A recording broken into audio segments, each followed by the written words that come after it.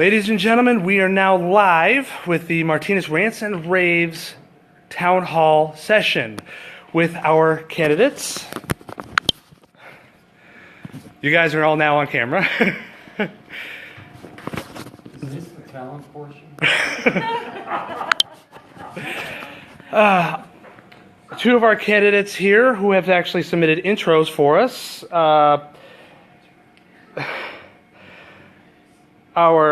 Oh dang, I actually did that twice. Okay, unfortunately, Courtney, yours got slipped up, so I'm sorry about that. John, whose intro here is a businessman.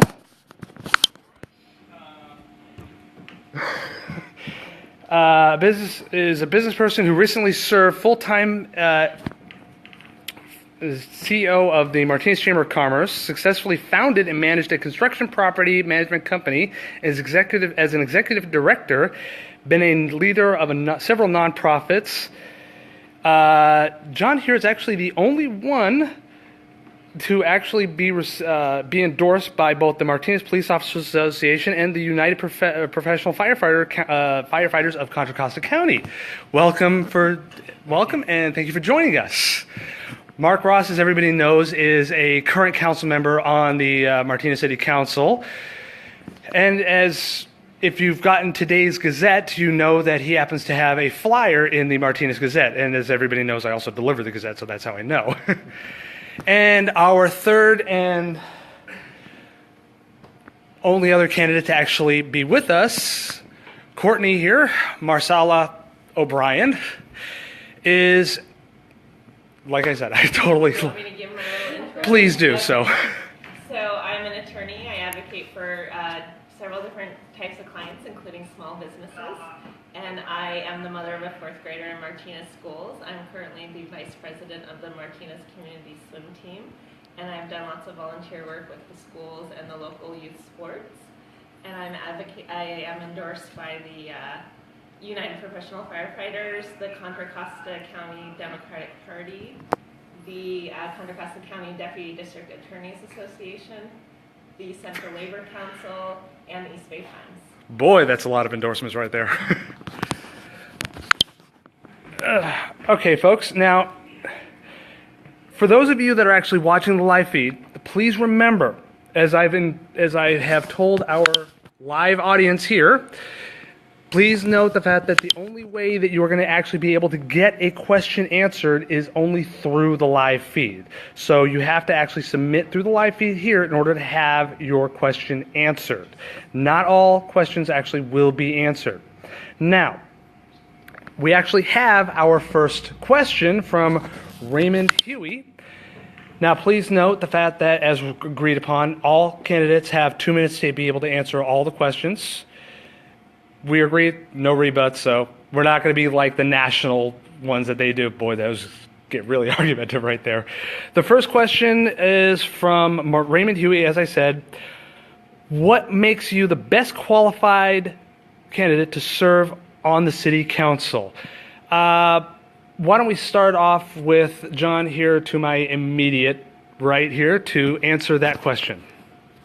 First, let me thank you, Felix, for arranging this today and for Onstage Theater to host this at the Campbell Theater. It's great that they're doing this for the community.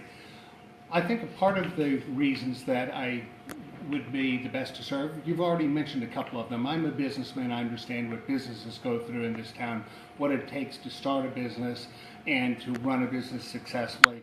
I've also worked with a number of them when I was the CEO of the Chamber of Commerce. I helped a lot of them when they went through some difficult situations and how to deal with the city and other issues. I also have, as the CEO of the Chamber, I attended and have continued to attend the majority of the City Council meetings, so I'm aware of the issues and know what's going on. I also have a master's degree in public administration and a certification in legislative affairs, so I understand the process of what it is that we do at City Hall. I also would like to reiterate that I am proud to have been endorsed by both the Contra Costa firefighters and by the Martinez Police Officers Association. Okay, thank you. Mark Ross? Yes, again, thank you, Felix, for having us here at the Felix Theater, the Campbell Theater.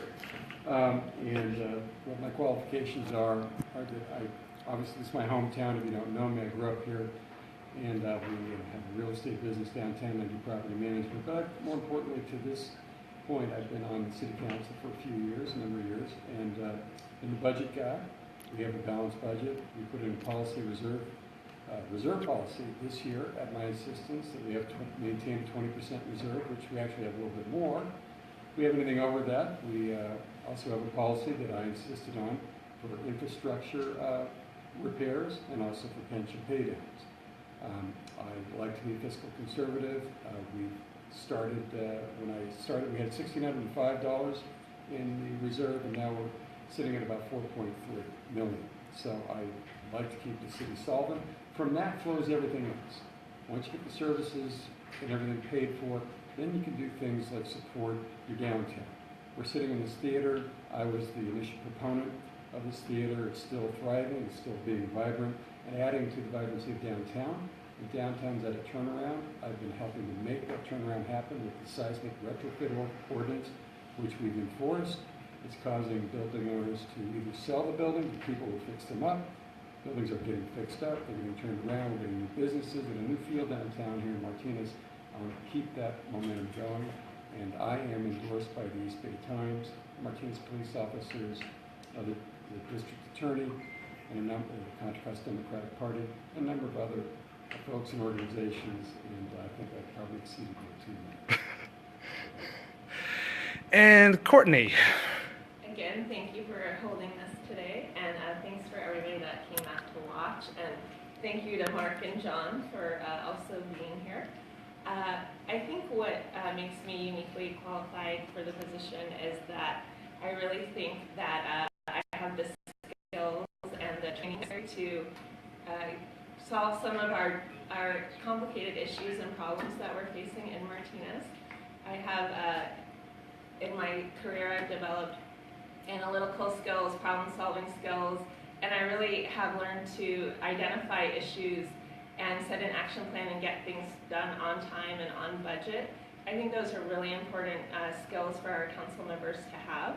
And I also think I bring a unique perspective as far as I think that Martinez residents are ready for some fresh new perspectives and ideas in town, and they're also ready for some people in the next generation of leadership to step forward.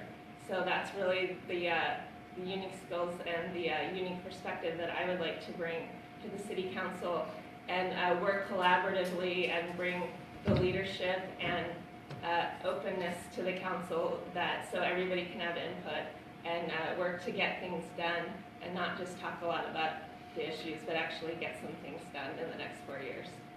Okay, thank you very much.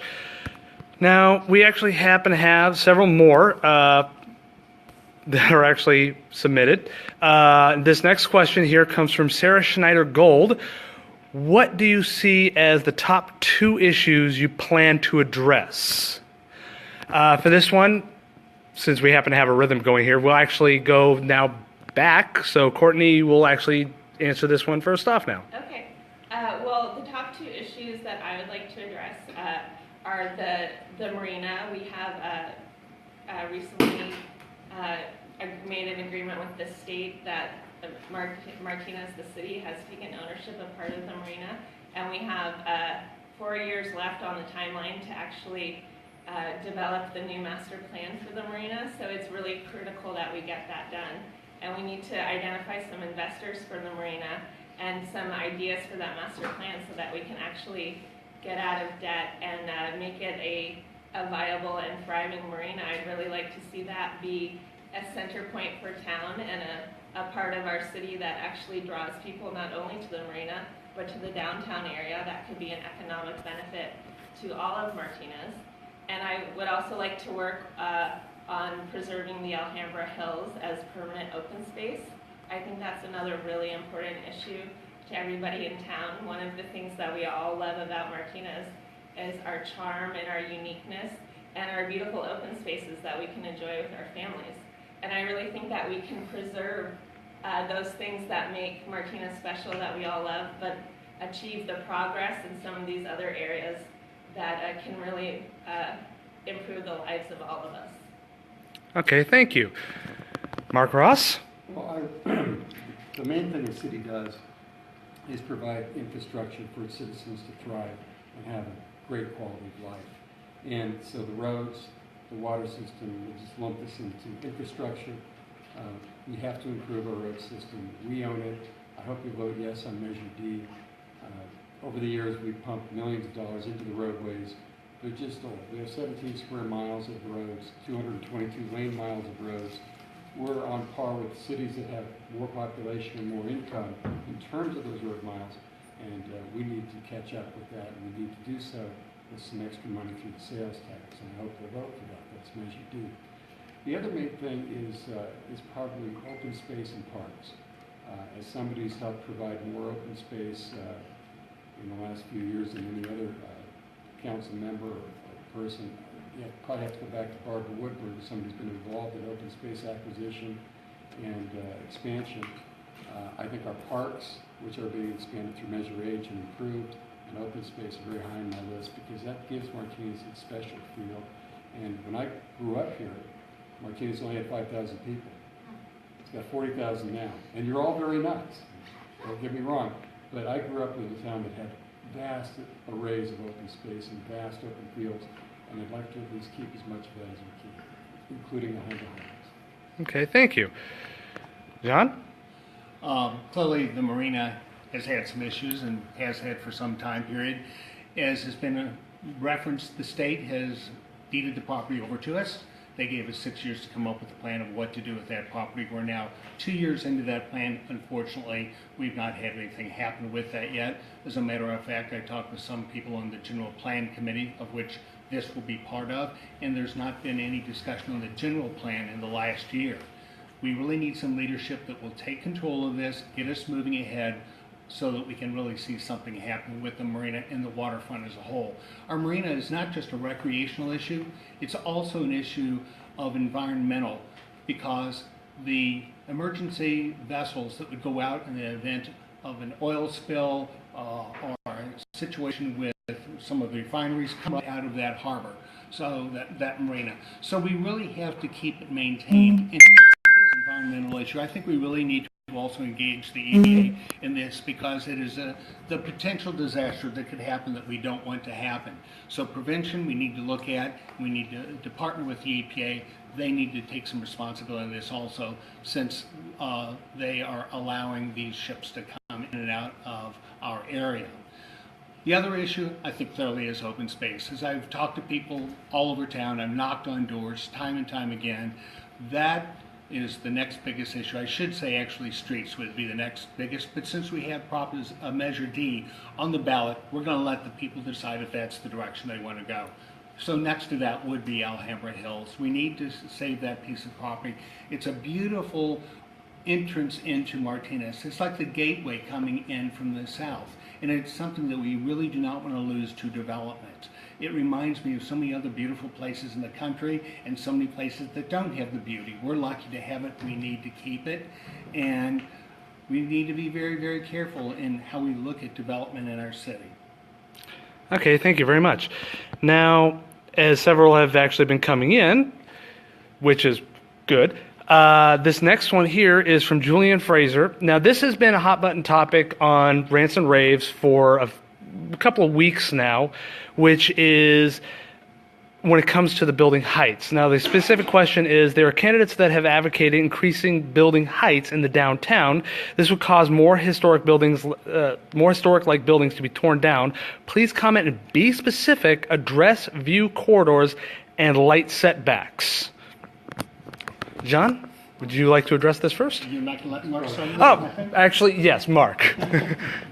Sorry about that. So the question is, there's a long question, so let me get this right, about building heights and visual view corridors and light setbacks. So I guess you're talking about shadows from larger buildings. Well, I've heard my colleagues talk about more height downtown for as a solution to the housing shortage and to make the downtown more vibrant. not so sure that's quite the answer that we need. Once you get maybe 100 people living downtown, and that's a fantasy that might someday come true, if you built up a few buildings in the exact Main Street area, that might happen. But really, you have to have something that draws people downtown that's much, from all over. You have to have a more regional draw or sub-regional draw from Martinez's downtown to be successful, at least more people from Martinez County. So I don't think that building up in the downtown is necessarily the answer. I know the county administration building is coming down, hopefully in the future, according to the county. And I think that we can keep a low profile. 3 or 4 stories is probably about where we should stay. And we have some of those buildings at that height now, and I don't really see a need to go much higher than that, unless it's something special and noteworthy, and then, as with any plan, we can discuss it. Like corridors and viewports, I did pass the view ordinance, which actually, when you get out of the downtown, that's one of the bigger issues in some of the areas of Martinez where people grow trees and block people's views. That is still a salient issue and very important to a lot of neighborhoods. And I put that view ordinance in place, and I'd like to actually strengthen it. Okay. John? Yes. I really think that downtown has a couple of issues that need to be addressed. One of those is the height of the buildings. The reason is that developers who own the property right now, they cannot build and make any money. There is no reason for them to build if they're not going to make money. So we really need more housing downtown because we need the foot traffic to support our businesses. To make that happen, we need to make it reasonable for those builders to build. We need them to build high enough that they can afford a parking garage underneath. We don't need to create more parking problems. To be able to do that, they need to be able to go beyond the 2-story limit that was instituted about 10 years ago. So I advocate that we need to look at 3-story and 4-story buildings, as Mark just said, and look at a setback on the 3rd floor. I am adamant that the building should be architecturally appropriate from downtown Martinez. And when I say that, I'm referring to the wonderful architectural styles of the early 1900s that we've seen. I grew up in an area where we had great architecture. It's one of the reasons I studied architecture. I am a lover of it. And I want to see our downtown be vibrant, but maintain the wonderful atmosphere that it currently has with the type of architecture that we have. We shouldn't destroy it. There's been an implication of tearing down buildings. I think that is a total different issue than looking at developing on empty space. If we start tearing down buildings, that implication says something totally different than any of us that I have heard have addressed. Okay, thank you. Courtney? Well, I think I agree with what both of my colleagues here have said. I think that having more people living downtown could be a good part of the solution to making downtown more vibrant and doing some economic stimulation. As John said, right now the buildings can only be 2 stories, and I don't see a problem with 3 and 4-story buildings if they were architecturally appropriate, if we had the appropriate setbacks, the appropriate preservations of views. And I certainly wouldn't advocate for tearing down any historical buildings. On the contrary, everything that I've advocated for would be to preserve the historical things in Martinez. Like I said, I think we can preserve what makes us special and unique as a city, but making the progress that we need to do to fix some of our economic issues. And I think that can be done with some mixed-use buildings, which wouldn't be higher than 3 or 4 stories, that could accommodate some parking, some office or retail space, and some condos or apartments. And like John said, they absolutely should be architecturally appropriate to downtown. And so I definitely think that's something that we should look at. Okay, thank you. Now, we're going to veer off for a second because our next question actually takes us into a more of an entertainment venue, but actually, if you think about it, does actually help us out. This next question comes from Tony A. Angelo. As an independent film producer, what are your views on bringing major motion pictures and television projects filmed in Martinez, and also your views on a film commission for Martinez? I think for this one, we should start off with John. Okay. I I advocate that we should look at all kinds of business coming into our city. We've seen other cities that have not done that. And a good example is when Pixar wanted to move into Berkeley, the wisdom of the leadership there was, we don't want you here. And look what has happened to Emeryville as a result. It's become an area that was run down, warehouses, etc., has become thriving. It hasn't changed the charm of the residential neighborhoods, but it took an area that was blighted and turned it into something good. So instead of saying, no, we don't want something, we should look at it and say, will this work for our city? And we've seen in many places where that has helped with tourism. Bringing tourism here doesn't affect our city negatively. It enhances the ability of our businesses to make money on Main Street and downtown and be viable. That is something that if we have a movie that comes here and people see the scenes, they'll want to come see it. Just like people go to Bodega Bay. The movie was made decades ago, The Birds, Alfred Hitchcock's wonderful movie, appropriate for this week, Halloween, and it brings people back to their city still. I've been there specifically for that reason. So we should look at these sorts of things that will help develop our city and make it a more stable economic situation for our businesses downtown. Okay. Yeah, Courtney. Well, I agree with what John said, and I definitely think it's something that we should look at. I think, there are so many special things about Martinez. We have the beautiful hills and the open space. We have the waterfront, the marina, and we have a lot of beautiful historic buildings. So I can absolutely see why people would want to come here and make movies and television. And I actually studied movies and television. I have a degree from USC in history and cinema television. So I love movies. And I think that it is a really great business. It could be a great thing for Martinez. And so I like John said, I think we should look at all businesses that could benefit Martinez. Tourist dollars, isn't a bad thing either if we can do it in a way that it's beneficial to the town residents and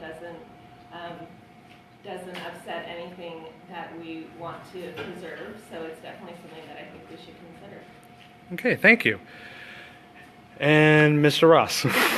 Well, Martinez could provide many great scripts for a lot of different movies. But when I was a kid, when I was 5 years old, actually the Chamber of Commerce made a movie about Martinez, and it actually played in the mid-'60s into the late '70s on Channel 3 all the time, and once or twice played on Bay Area TV stations. We have a long history of arts here, from John Muir. We currently have a number of authors living here. We have artists of all kinds here.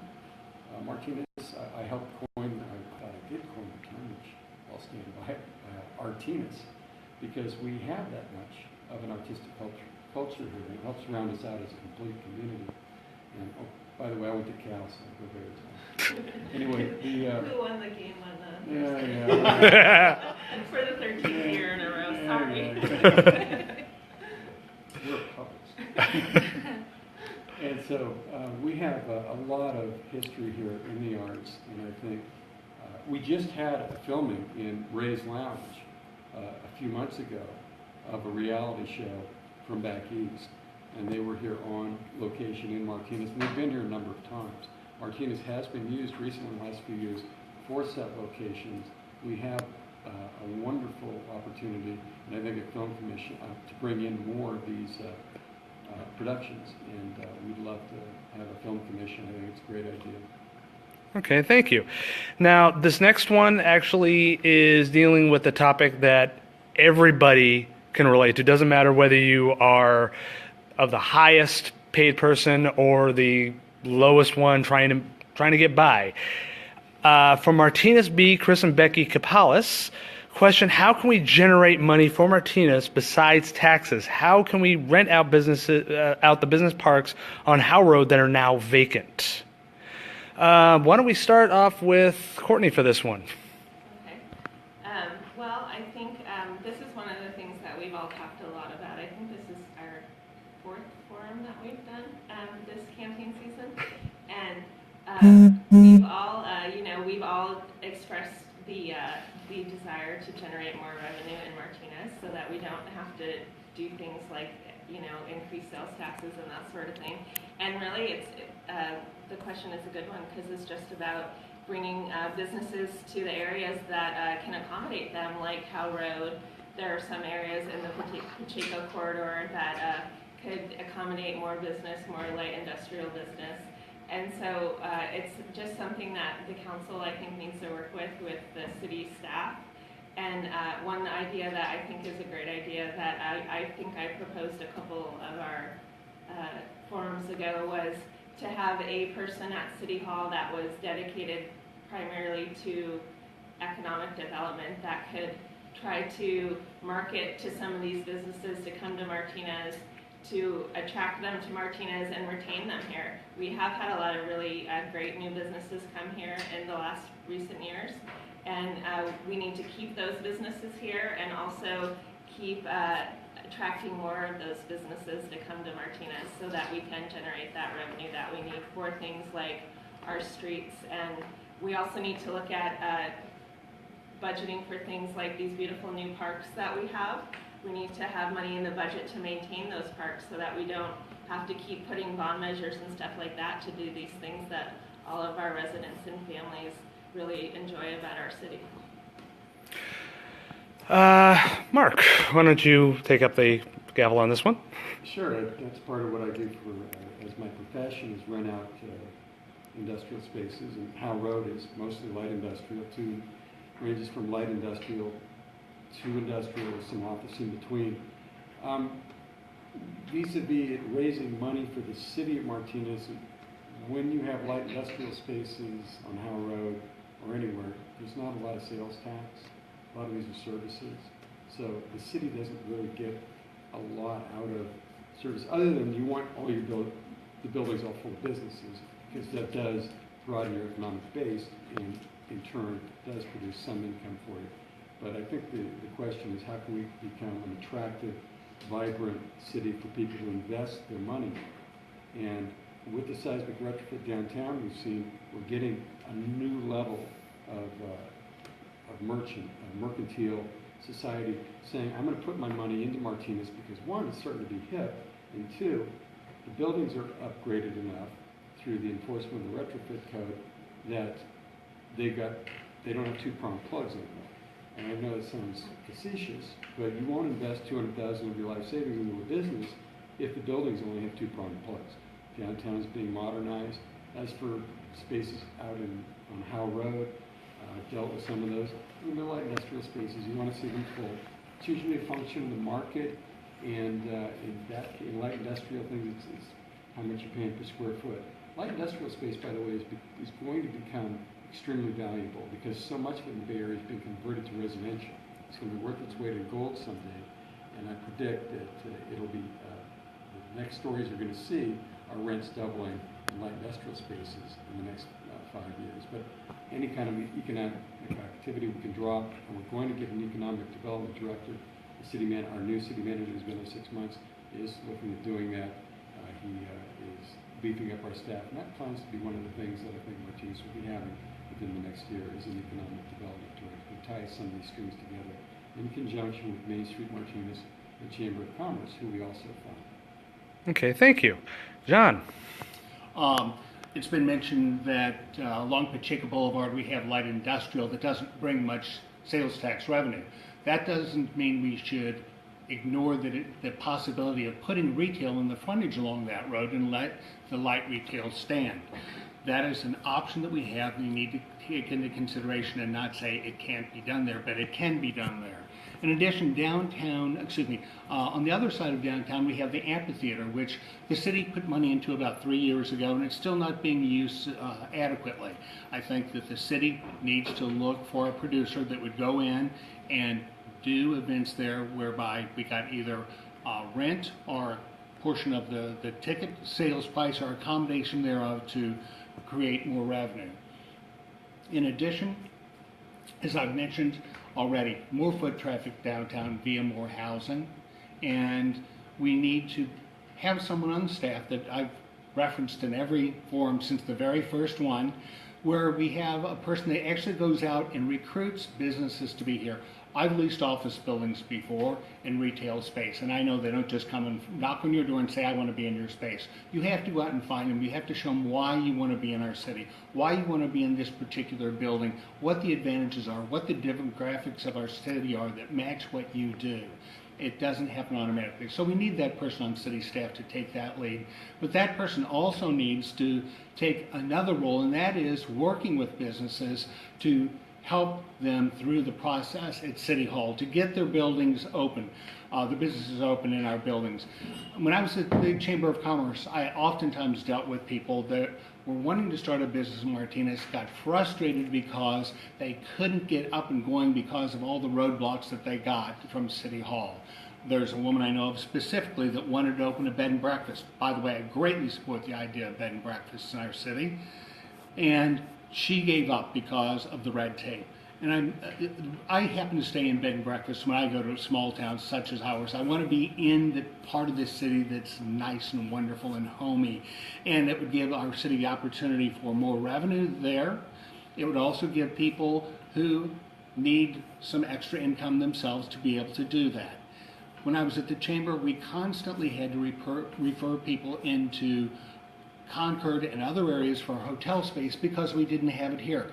We were sending business away rather than bringing business here. So we need to think about these things in a very different way than we have in recent decades. There's time, it's a time for some change to occur that would be good change to our city, that would make our city still the wonderful, wholesome place that it is now, and a place that people would love to visit and go downtown to eat dinner and spend their time. Okay, thank you. Now, out of all the questions that I'm actually getting, there was two that came up that actually happen to be very important right now, considering the fact that Martinez, from what I've seen, is a very unique town. One that happens to have a section that is with the county only. Now, the two questions that actually came up, which actually are side by side by both Kevin Murray as well as Marty Ocha, how do you feel about bringing in all of the zip code of 94553 into the city? How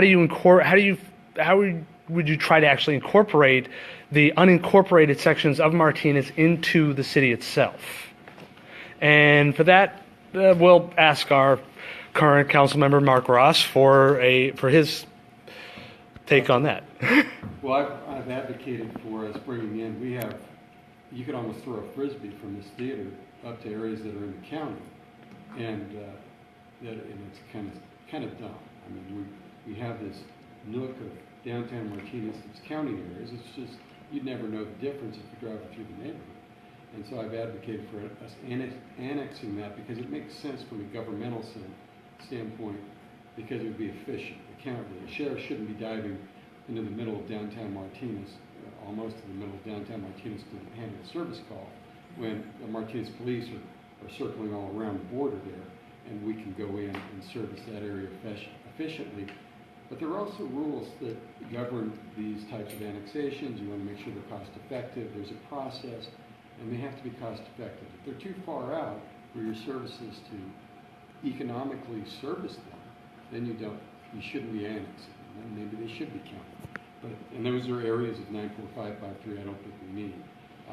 But there are areas of downtown Martinez and on the fringes that we logically should annex in a governmental perfect world sort of way, because they really are Martinez and they should be in our city limits. But that's a process that takes a few years, and I've tried to advocate for it. I haven't got a lot of support on the council, but we can do that. And there's areas in Mountain View, they all consider themselves Martinez. Hunter Valley, I grew up out there, I always considered it Martinez, and we've annexed some of that. And I think we can continue doing that. Okay, thank you. John, what's your take on trying to do this? As Mark indicated, all of the zip code may not be appropriate to be brought into our city. We need to look at, if we bring them in, do we benefit enough to be able to provide them the services that they would well deserve? We don't want to dilute the services that the rest of the city already gets. That would be unfair to the other citizens. So we would have to weigh that closely. I've had a number of people that are right over and the area that we pretty much surround on 3 sides, saying they want to be part of the city. They think they would get better police service, and they are concerned about the crime in their area. So we need to listen to what they have to say, and is that a benefit to them also, because once they're part of our city, we want them to feel part of our city, not we got grabbed and we're here and we don't want to be here. Because those of us who are living in Martinez, we want to be here. That's why we moved here. And I think that if we can serve them well and continue to serve the rest of our city at an equal level, then it's something realistic to look at. There is also the cost of, there are going to be, as much as people don't like it, consultants involved, and I've heard a lot of complaints about the cost of consultants. The reality is we don't have people on staff, because we have a small city with a small staff. We don't have people on our staff that are experts in this area, so we have to go to the outside and hire what we call consultants, people with more knowledge than what we have available to us. And that would be something that would have to happen before we decided to do an annexation. In that being said, we need to look at what those consultants are going to cost and all the other things that happen in the process of bringing them into our city, and determine if that is really physically a responsible thing to do. Okay, thank you. Courtney, you're the last one up on this one. Well, I know that a great number of people in some of these areas would really like to be part of the city. Like John and Mark have said, we're all Martinez. They feel like they should be part of Martinez. I personally have been contacted several times in the last couple of weeks by a lot of my friends and supporters in those areas that are upset that they can't vote for me, because those people cannot vote for city council members, unfortunately. But a lot of the issues that we're talking about up here affect them on a daily basis, so I can understand why they would feel sort of disenfranchised by that. So I definitely think it's something that we need to look at, but I agree that we need to look at the fact, does it make sense, depending on the area financially, for the city to do that? Because we need to make sure, like has already been said, that if these areas are brought into the city, do we have the services and the funds to provide those services that these people need? And if we don't at this point, then we can perhaps look at a plan and what do we need to do to get there in the future. Okay, thank you. Now, this next question that came up is actually one that we actually had at the last council session, and it's very important to the city of to the residents living here, especially with their four-legged furries, their fur babies, as people may call them. This question comes from Christina Wright. Question: after celebrating support by the city council, park advocates are still hearing naysayers saying it will never happen. What will you do to make a dog park a reality? Now, for this one, Courtney, why don't we take it, because I saw all three of you guys there. So, Courtney, why don't we go with you first off on this one? Absolutely. Well, I have been an advocate for the dog park, and I think that the dog park group has done amazing things in the last couple of years, and I know that they've been trying to get a dog park in Martinez for even longer than that. I was at the last council meeting, and it sounds like we're there. The council designated 3 spots that they want the city staff to look at to decide where that dog park should be. So I don't really understand why the naysayers are saying that it's not going to happen, although I do understand a little bit of the pessimism, just because from a lot of people's point of view, it did take a really long time to get to this point. And it seems like a dog park should be a pretty easy thing to accomplish with a city this size. So I think maybe that's where that's coming from. And that goes a little bit back to what I talked about a little bit ago about some of the things that there's just been a lot of talk about, where we just need to set a goal, set the plan, and get it done on time. I think the dog park is something that we can, from this point forward, we can do that. So I would really like to have the chance to work with the dog park group on that and pick one of those 3 sites that was designated at the last council meeting, figure out what it's going to cost, and make it happen in the next couple, next year or 2. I think it can be a reality. Okay, thank you. John, why don't we go with you for this one now? I was at a number of the dog park meetings, and Courtney did mention it. She was there also to give her input to help make this happen. And I think we're going in the right direction. And when I first started coming to the meetings, they'd eliminated some areas saying, well, city council people aren't going to go with that. I said, this is not for the city council to be deciding it out at this point. We're going to advise city council on what we think is best and let them choose from that. So we ended up coming out with the assistance of Tim Tucker from the city, directing us at our top choices, and we ended up with those. The city looked at those and took those 3 top choices, which they're going to run with.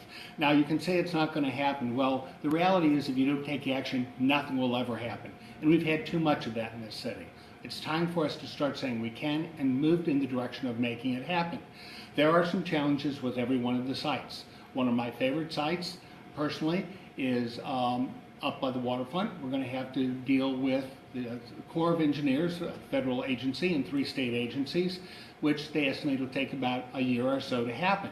That's not that long of a time period because at the same time we have to figure out where all the funding is coming from. There's been a lot of discussion about raising private funds and making this a public-private partnership. I think that is the direction that we should be going on more things in this city. It shouldn't be costing the taxpayers 100% on everything we do. We need to look at where we find other funds, whether it's individual donors or corporations that want to be sponsors of the dog park. That will help move us forward. I think it really can be done. It's totally viable, and I think people here would appreciate it. I'm going to mention that we have 2 dogs, and we take them to the Pleasant Hill Dog Park occasionally, or we go to Port Isabel in Richmond because it's beautiful, there's a nice breeze, etc. That's what we would have if we put it down near the water. I know in our family what we would end up doing is going down, catching something on Main Street, a coffee and a donut or whatever, or a Danish, and then go walk the dogs. Or we'd come back and sit on the platforms outside with the dogs and have lunch, creating more business for downtown. I think it's a good plan to put it up there, to bring more people through downtown, create more business. It'll become a wonderful gathering place, and I think it can happen. The naysayers can say nay, but I say yay. And Mark, what's your take on this? Well, referencing that last meeting, in this whole process, I think a couple meetings ago I said this is way too complicated and way too picky. I mean, dogs aren't that picky. You know. People are. Dogs aren't. And we don't need to have the perfect place. And sometimes these decisions, and I wasn't on the subcommittee, and I'm not blaming them. It's just sometimes things get stalled, and we are just overthinking it. And I'd like to see us do 2 tracks here. A short track. Let's get an adequate, nice area designated for a dog park, not just downtown, but South Highway 4 as well. My mom brings her border collies down to the marina every week, a couple times a week. She does agility. My dad they do agility trials throughout the state and sometimes the country. And I think on a longer track we can get some corporate sponsorship to maybe even have a world-class, and I do mean world-class facility where people come and do these agility trials and come and do these dog events in Martinez. We have the space, we have the facilities, we certainly have the citizen base for it, and we have the will. It's just for some reason it's been just, it's gone with thought. And I think that we can do a short track, it's something within at least 6 months, maybe a year at tops, and longer track and a longer arc, get a better world-class facility with private investment in 2 to 3 years. I think we can do that and make Martinez a destination for not just people here in town for their enjoyment, but from around the western United States. Okay, thank you. Now, for the one thing which I've been seeing on Rants and Raves lately, which, mind you, whenever you make a comment, it jumps the topic right up to the top, so I've been seeing it for a while, has been dealing with Measure D. Now, the one thing which a lot of people are wondering here is and this question here comes from Raymond Huey, what will happen if Measure D to repair our roads does not pass? What are you guys going to do? And we will actually start this off with our council member, Mark Ross. Well, as the one who insisted we put this on this year, there was talk about putting it on in a couple of years. I said no. And the the resistance was, well, there's not enough time to educate people. I said, wait, this is the one issue that most people in Martinez do not need to be educated on. They have experience with our roads. And it's their roads, it's our roads. We have to take care of them. We have, as I said earlier, we have an inordinate amount of roads for a city our size, for a budget our size, if you compare them to other cities. And it's hard to do because they don't all compare easily. Like Pleasant Hill has a park and rec district, which is separate from the general fund. We don't. We're all a little different, but if you go lane mile per lane mile, we have a lot of lane miles, and we also have a different pattern. And most cities have the grid pattern, and it spreads out the wear a little bit more evenly than our arterials that we have. So we have feeders and arterials. We have a pattern that leads to higher use in a lot of our core streets. So we have some very identifiable problems that other cities don't have, and Measure D is about half the solution.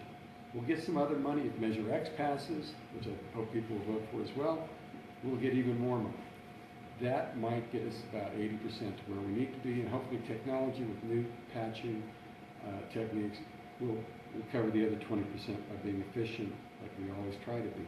If it doesn't pass us, I got to tell you, we got some issues we have to look at and make some priority decisions as to whether we want to sink a higher percentage of our budget, our $20 million budget, into roads. We sink about $1 million now. Do we want to sink another $1 million in? Where do we take that $1 million out of? Economic development? Do we take it out of park maintenance? We can't. We really can't. So we're pretty much at the brink, and we really need this measure to pass. It's, my gosh, it's 50 cents on a $100 sale. It's 2 cents on a $4 item. So hopefully it'll pass. Okay, Courtney, your take? Well, I too am hoping that Measure D passes. I can understand why there seems to be a lot of people that are against it. I can understand why people don't want to pay more taxes, and I think part of that is a feeling that there may not have been the best fiscal management or transparency with the current city government. People just want to know, how is our money being spent? Is it being spent the best way that it could be? And they aren't willing to volunteer more money until they feel confident in those areas. So I totally understand that. But as Mark said, if Measure D doesn't pass, we do have a big problem. If it doesn't pass, it doesn't solve all of the problem. If it doesn't pass, we have about a $5 million roads problem. If it does pass, we're still short. Measure D will generate about $2 million, and we'll have current sources is about close to $1 million. So that's still a couple $1 million deficit that we need to work to address to get the roads to where people feel that they should be and where they should be to be safe.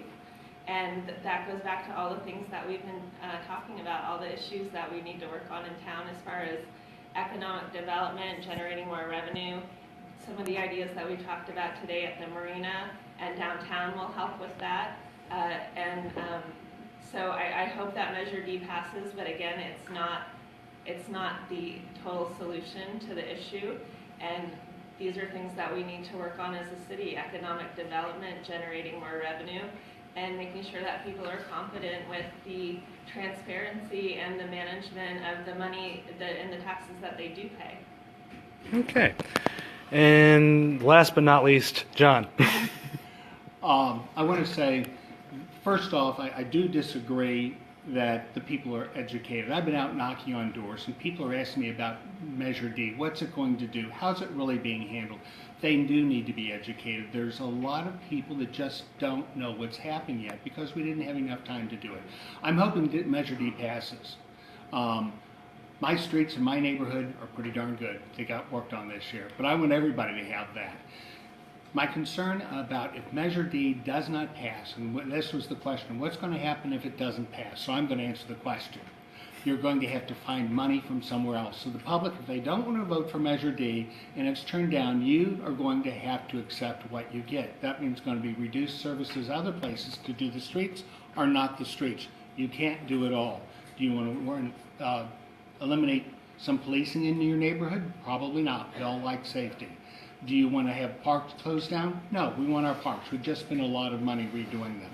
So the question you're going to have to ask yourselves when you vote, what am I voting for? Am I voting for streets, or am I voting to get rid of other services? Because that's what you're voting for. The council would have no alternative except to reduce some other services to be able to keep maintaining our streets or let our streets keep going down. I'm going to give you an example, by the way. In Measure X, it's a good proposal in that it gives us money, but it's estimated that we'll get about $800,000 a year on that, which is almost twice what we budget right now of $1 million, and that's a good thing. $1 million doesn't go very far on streets, though. If you take a drive through Virginia Hills, you'll see the work that was done this year in that neighborhood, and it costs about $400,000. I encourage you to take a look at it so you understand what you're getting for your dollars spent. You're not getting a great amount of work. I don't want people to think we're going to have fabulous streets overnight. That's not what's going to happen. But if you don't vote for it, you're not going to have good streets at all. So I think we need to pass it. If we don't, whoever's on city council, and I intend to be there, is going to have to deal with the reality of not enough funds to do everything. Okay, thank you.